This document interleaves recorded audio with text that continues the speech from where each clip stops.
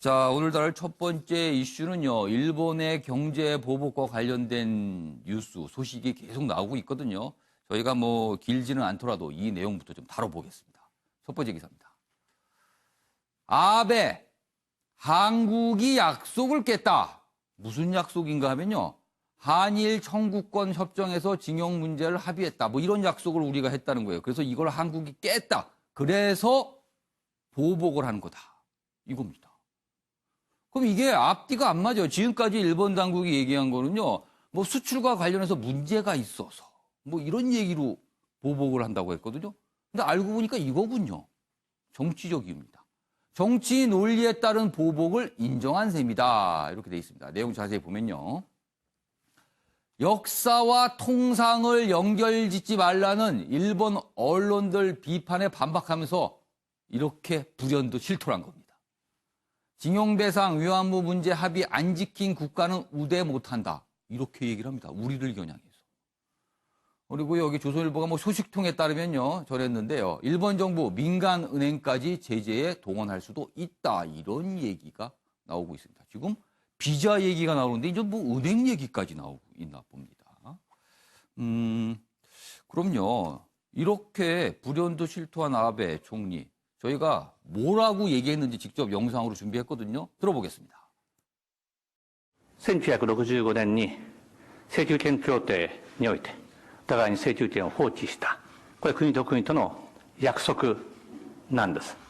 この約束を違えられてしまったらどうなるのか。 그러니까 한마디로 우리가 약속을 안 지키니까 대우 못한다. 그리고 저 어제 나왔던 발언 중에는 또 여러 가지가 있었는데 그중에는 마치 우리를 우방으로 대우 못한 게 뜻한 그런 분위기의 말도 있었거든요. 지금 이른바 화이트리스트, 일본이 판단했을 때 굉장히 중요한 전략 물자, 즉 이게 외국으로 나가게 되면은 어떤 무기와 관련돼서 활용될 수 있는 물건에 대해서 우리한테 안 팔겠다는 그런 사인도 지금 보내고 있어요. 자, 윤용골 대표님. 네.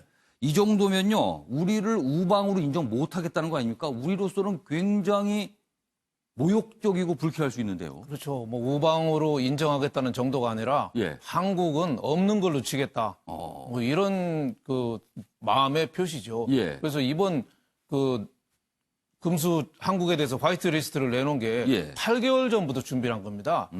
주도면밀하게 준비한 거예요. 네, 8개월 전부터 우리나라가 예. 먹고 사는 휴대폰, 반도체 예. 제일 나쁜 부분 3개를 겨냥하고 예. 또 국가 안전보장을 이유로 또 WTO로 살짝 피해가게 또 만들었어요. 예. 그리고 또 화이트 리스트는 지금 1,100개 품목을 언제든지 고무줄처럼 조절하고 있거든요. 그러니까 8개월 전부터 저는 이게 1592년에 임진왜란이 일어났잖아요. 예. 이번 사태는 경제 부분의 임진왜란이 다시 일어난 겁니다. 그래서 우리가 정말 정신 바짝 차리고 그래서 그런지 언론에는 경제 전쟁이라는 표현도 등장. 전쟁이 이제 시작된 거예요. 예. 3개 품목을 했지만 앞으로 할 수 있는 게 1,100개 품목을 더 할 수 있는데 우리가 자동차나 석유화학이나 모든 품목이 일본의 제품에 많이 의존하고 있거든요. 그러니까 우리가 정말 정신 바짝 차려서 대응해야 된다. 그래서 저는 우리가 임진왜란 할 때 이긴 게 저는 3가지 이유라고 봐요. 예. 그때 최강국인 명나라하고 손잡았어요. 예. 그리고 이순신 장군이나 유성룡 영의정, 서해 유성룡 같은 유능한 장수하고 관리들이 걸출한 있었어요. 장수들이 있었죠. 그렇죠. 그리고 의병들이 있었어요. 전국에서 의병들이 일어나서 일본의 뒤통수를 계속 쳤거든요. 그럼 이번엔 어떻게 됩니까, 그럼? 저는 지금 최강국이 어디입니까? 미국. 미국을 손잡아야 된답니다. 아베가 저 트럼프 푸들이잖아요. 예. 미국에 대해서 우리가 외교 역량을 좀 푸들이요. 예, 트럼프의 푸들. 푸들 얘기를 들을 정도로 아베는 그 정도로도 비유가 그 정도로 된다. 트럼프 사타리밋을 거는 게 아베인데 그 굴욕감을 한국에다 지금 분풀이하고 있잖아요. 그래서 저는 미국하고 손잡아서 외교적인 역량을 집중해야 된다. 그런 생각이 들고 지금 유능한 저 일본 통, 미국 통 이런 또 청와대 김현종 그 안보실 차장 있잖아요. 이런 사람들이 좀 본격적으로 나서서 그렇죠. 그분은 통상 분야 전문가입니다. 그렇죠. 외교를 재개해야 돼요. 그리고 물론 뭐 국민들이 일본산 제품을 쓰지 말아달라 뭐 시위도 하고 했지만은 그건 우리가 정경분리 원칙에 의해서 좀 냉철하게 일본이 지금 21일 날 참의원 선거를 놔두고 보수 집결을 해서 저런 측면도 있거든요. 또 우리도 정치적으로 이용하고 싶은 저 욕구가 또 없겠어요? 우리도 이렇게 당하고 있다 해서 국민들을 또 한쪽으로 몰 수도 있는데 좀 우리가 경제와 정치는 좀 냉정하게 좀 분리해서 좀 대응할 필요는 있지만은 심각한 측면인 거는 우리가 간과하면 안 된다 이런 생각이 듭니다. 알겠습니다. 굉장히 심각한 상이다. 경제 전쟁 수준까지 갈 수도 있다라고 지금 지적을 해주신 건데요. 자, 그럼 지금부터는 우리 정부의 대응 그리고 어제 좀 대책이 나오긴 했습니다. 그 부분 좀 짚어보겠습니다. 다음 기사입니다. 여기 보면요. 김상조 청와대 정책실장이 어제 한 얘기가 있습니다. 어제 김상조 실장은요. 국회에 가서 뭐 당정청 협의도 했고요. 그리고 기자들과 만나서 여러 가지 또 얘기도 했는데 그 내용이 좀 전해졌습니다. 여기 있습니다. 김상조 보복 예상 목록 갖고 있었는데 일본이 정확하게 1에서 3순위를 찍었다. 이렇게 얘기를 합니다. 그러니까 보복이 들어올 걸로 예상되는 목록을 이미 작성해서 갖고 있었는데 그중에서 제일 상위를 일본이 들고 나왔다는 거예요. 이른바 휴대폰과 그다음에 뭐 TV와 관련된 그런 소재에 대해서 일본이 지금 보복을 취하는데 그걸 예상하고 있었다는 얘기입니다. 그래요? 예상을 하고 있었다. 여기 있습니다. 반도체 디스플레이 업체들 재고 쌓기 수급 다변화 나섰다. 예상을 하고 있었다는데 지금까지는 예상을 하고 있었는지 알려지지가 않았었거든요. 그래서 정부의 대응에 대해서 이거 무대응 아니냐 뭐 이런 지적이 있었거든요. 그러나 정부는 무대응 아니다. 무대책 절대 아니다. 다 알고 있었고 그리고 조치를 취하고 있었다. 그리고 지금 조치 들어간다. 뭐 이런 입장을 어제 계속 내놨습니다. 그냥 해명이죠. 자, 그래서 그런지 어제 정부가 뭔가 대책을 내놨습니다. 그 기사입니다. 여기 보시죠. 이쪽입니다. 반도체 소재 등에 매년 1조를 투자한다. 그러니까 우리 국산화하겠다는 거, 개발하겠다는 겁니다. 이 반도체 등 소재가 일본이 아주 강하죠. 전 세계 점유율 70에서 90% 갖고 있습니다. 그리고 품질이 뛰어나서 지금으로선 대체하기가 참 어렵다 그래요. 그런데 이거를 우리도 만들겠다는 겁니다. 그래서 매년 1조 투입한다. 정부 투자 계획 내놨지만 제목이 이러네요. 내놨지만 이렇게 돼 있습니다. 왜 그런가 하면 제조업 르네상스 전략을 구체화한 건데 당장 일본 수출 규제 해법을 안 된다. 그렇죠. 이거 시간 걸립니다. 아무리 짧아도 몇 년 걸리는 겁니다. 그 물건을 만들어내려면. 업계, 그러니까 이런 얘기가 나오네요. 단기간에 육성 쉽지 않아. 이게 대책이 될 수 있을까요? 라고 업계는 좀 갸우뚱하고 있는 겁니다. 자, 그럼 여기서요. 어제 정부 당정청이 모여서 회의를 하고 대책을 내놨거든요. 그 모습 영상으로 준비했습니다. 보시죠. 일본 측의 기사가 일요일 날 오전에 떴는데요. 제가 바로 그 기사를 보자마자 5대 그룹을 비롯한 우리나라의 주요 기업들에 직접 연락을 해서 국익을 위해서는 정부와 재계가 함께 소통하고 협력해야 된다는 뜻을 전달을 하고 지금 협의를 하고 있습니다. 앞으로도 이런 방향으로 정부와 기업들이 함께 이 어려움을 극복해 나갈 수 있도록 최선의 노력을 다하겠습니다.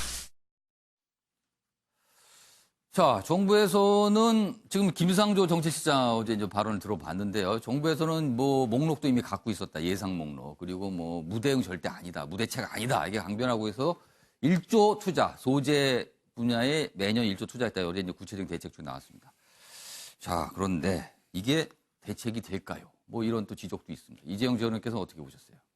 글쎄요. 일단은 뭐 해명을 하기 위해서 부단히 노력을 한 것 같다라는 느낌은 드는데 일본부터 3법까지 알고 있었다. 그 외에 더 알고 있었다. 근데 1번부터 3법까지 콕 집어서 놀랬다 이 얘기 아닙니까? 근데 거기에 대해서 아무런 대응이 없었다는 건 스스로 인정한 거나 마찬가지가 돼버린 거예요. 왜냐면은 만약 자기네들이 리스트를 가지고 있었으면 혹여라도 그 리스트를 가지고 있으니 이거를 그 해당 산업들과 공유를 했고 이럴 수도 있으니 이거에 대해서 이런 대책들을 했으면 좋겠다라는 걸 미리 얘기해 줘야지만 그게 대응 아니겠습니까? 근데 일이 터지고 나서 그때서야 난 알고 있었는데 라고 하면 그럼 놀리는 것도 아니고 말입니다. 그죠? 그리고 또 하나는 단기적이고 중장기적인 대책을 내놓은 것 같아요. 단기적인 거는 예. 재고를 쌓아라. 그리고 중장기적인 거는 말씀하셨듯이 1조씩 매년 투자를 예. 하겠다. 단기적인 거는 누구나 할 수 있는 얘기예요. 솔직히 말해서. 재고 쌓아서 그 예. 대응해서 그 기간 늘려라. 근데 예. 이거는 해결책은 될 수가 없기 때문에 중장기적인 그거는 시간이 대책을 지나면 문제가 발생하잖아요. 그렇죠. 뭐 재고가 없어지면 예. 어떻게 할 겁니까? 근데 중장기적인 이 1조씩 투자를 하자. 예. 지금 우리가 그 본인이 스스로 인정을 했듯이 정부가 예. 2위, 3위, 두 번째, 세 번째 제품을 100% 일본에 의존을 하는 이유가 뭐겠습니까? 예. 일본에서만 만들어서 일본에 의존하는 게 아닙니다. 지금 현재 자기네가 이 반도체에 관련된 예. 이 제품을 우리나라가 그래도 예. 세계 최고의 반도체 강국으로서 예. 최고의 반도체를 만들기 위해서 예. 최고의 제품을 갖다 쓰는 거거든요. 그렇죠. 근데 그 최고의 제품을 만들 수 있는 그 기간이 1년에 1조씩 투자한다고 무조건 되는 게 아니지 않습니까? 그렇죠. 우리가 만약 만들었는데 그게 만약 99%라면 반도체를 만드는 입장에서 그걸 쓸 수가 없는 거예요. 그렇죠. 차질이 있겠네요. 그렇죠. 그러니까 무조건 1조를 투자하고 10년간 앞으로 한다고 해서 그 최고의 제품이 예. 나오라는 법도 없고 예. 그럼 앞으로 10년 동안 또 뭐 할 겁니까? 그래서 이것에 대해서는 일단은 뭐 대책이라고 예. 나오긴 했지만 예.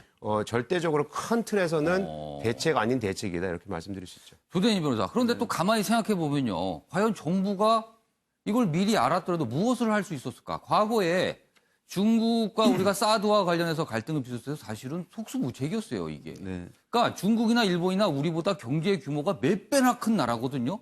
그런 나라가 이렇게 작정을 하고 보복을 들었을 때 우리 정부가 현실적으로 과연 무엇을 할 수 있을 것인가? 물론 정부에 대한 무대응, 뭐 무대책 이런 질타가 있긴 하지만 곰곰이 생각해 보면 과연 정부는 뭘 할 수 있는가 현실적으로 이런 고민도 사실 있어요 지금. 네, 그렇습니다. 아까 뭐 정부도 머리를 짜내서 나온 그 중장기 대책인데 예. 뭐 이 정도밖에 안 되느냐 그런 비판 충분히 있을 수 있는데요. 사실상 근데 또 뒤집어서 보면 정부가 마땅히 효과적으로 방어해낼 수 있는 방법이 없는 것도 또 사실입니다. 뭐 가갖고 뭐 아베 총리를 뭐 붙잡아서 앉혀갖고 뭐 대화를 할 수도 없는 상황이고 이게 사실은 뾰족하진 않아요 대책이. 그렇죠. 이게 어떻게 보면 일본이 되게 비상식적으로 어떻게 보면 좀 그렇게 표현하자면 좀 옹졸하게 보복을 하고 있는 모습이거든요. 그러니까 어떻게 보면 속 좁은 거죠. 예, 속 좁게 예. 공격을 하고 있는 모습인데 우리 측면에서도 실기한 부분은 예. 있습니다. 외교부가 당장 뭐 지난달까지만 하더라도 면담하는 과정에서 이러한 보복하려는 이런 좀 낌새를 취하지 못했다는 것 관련해서는 실기한 면이 있지만 예. 그렇다고 하더라도 정부안이 잘못됐다고 중장기 대책을 내놓은 부분에 있어서 명확하지 않지 않느냐 이렇게 비판만 하는 것은 좀 옳지 않다고 보여지고요. 예. 아까 얘기를 해주셨는데 예. 지금 예. 일본이 그 TV라든지 예. 자동차에 들어가고 있는 화이트 리스트에 예. 들어가 있는 롱 리스트에 있는 품목 중에서 우리가 1위는 하지는 않지만 3, 4위권에 들어가 있는 그 품목들이 꽤 많이 있거든요. 이런 품목들에 대해서는 뭐 1조씩 투자한다면 충분히 끌어올릴 수 있다. 이런 이참에 취지로 아예 투자를 해서 다 국산화해버리자 뭐 이럴 수 있는 그런 거네요. 취지로 아마 발표한 것으로 알고 있습니다. 알겠습니다. 이재용 의원님께서 뭐 약간 반박하실 내용이 있으시죠? 네, 뭐 일단 투자라는 거는 예. 70년대, 80년대도 아니고 정부가 돈 넣는다고 무슨 좋은 제품이 나오는 시대는 지났고요. 그걸 좀 인식을 했으면 좋겠고 하나는 이 정부가 해야 되는 일은 일일이 품목마다 그 지금 대응을 하는 게 아니잖아요. 예. 일본이 아까 처음에 말씀하셨듯이 지금 경제 전쟁을 선포한 거나 마찬가지라고 우리가 지금 판단하지 않았습니까? 그러면 지금 꾸준히 정치적으로 뭔가를 해결하자 아니면 우리가 이런 일들을 조치할 수도 있다라고 몇 개월간 1년 동안 지금 소위 말하는 워닝 사인을 날렸어요. 그러면 그거에 대해서 정부가 그럼 일본과 어떤 관계에 어떤 대화를 했느냐?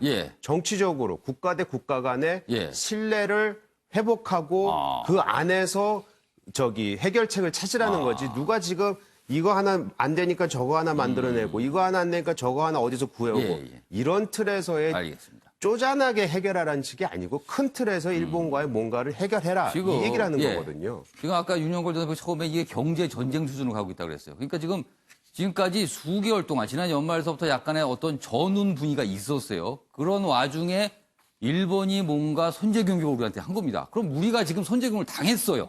여기서 우리가 반격을 할 것인가 아니면 일본 측과 뭔가 화평을 도모할 것인가. 지금 이런 거거든요. 지금 상황을 보면요. 근데 그 과정에서 우리의 정부의 모습에 곳곳에 좀 아쉬운 점이 있다. 이런 지적이 좀 나오는 것 같아요. 제가 전쟁에 비유 정리를 했는데 아무튼 일본 추가적으로 보복을 한다는 얘기가 나오고 있거든요. 아까도 보면 뭐 민간은행을 뭐 동원할 것이다. 아니면 비자를 건드릴 것이다. 뭐 이런 건데 걱정이 좀 됩니다.